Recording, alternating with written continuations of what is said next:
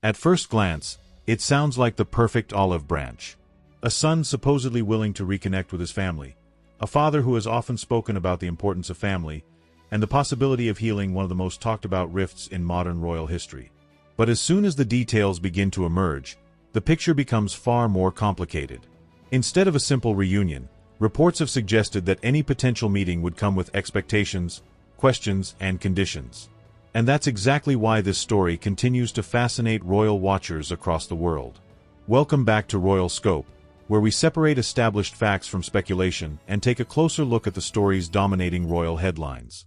If you enjoy balanced royal commentary, don't forget to like this video, subscribe to the channel, and share it with fellow royal enthusiasts. Your support helps us continue bringing thoughtful discussions on the world's most famous family. Recent commentary has revived claims that Prince Harry has remained open to repairing relations with King Charles, but only under circumstances that would satisfy several concerns. Various commentators have suggested that these reported conditions include security arrangements, the presence of Meghan and their children, and clarity over who else might attend any gathering. None of these claims have been officially confirmed, yet together they paint a picture that many observers believe has become increasingly familiar. To some critics, this resembles less of an emotional family reunion and more of a carefully negotiated agreement. Every possible step towards reconciliation appears to arrive wrapped in another layer of discussion.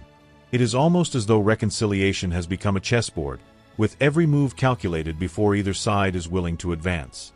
Whether that perception is entirely fair or not, it has undoubtedly shaped public debate surrounding the Duke of Sussex. What makes the situation even more intriguing is King Charles's reported determination to separate personal emotions from institutional decisions. Matters involving security and official procedures have consistently been described as issues for the appropriate authorities rather than for the king himself. That distinction has become increasingly important, reinforcing the message that personal affection and constitutional responsibility do not always travel the same road. Of course, every royal story carries two versions. One belongs to the headlines, while the other remains behind palace walls. Prince Harry has repeatedly spoken publicly about wanting his children to know their grandfather and about wishing for healing within the family. Supporters argue that concerns over safety and privacy are understandable, while critics believe genuine reconciliation cannot begin with a list of expectations. The truth may well lie somewhere between those competing viewpoints. Whatever anyone believes, trust remains the rarest currency in this story. Once confidence begins to fracture, every conversation risks becoming a negotiation rather than a heartfelt exchange.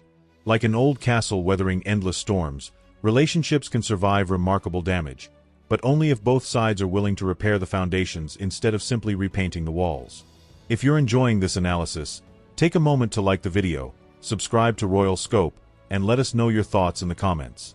Do you believe genuine reconciliation is still possible? Or have the years of public disagreements created barriers that may never fully disappear? Perhaps that is the biggest lesson in this continuing royal saga.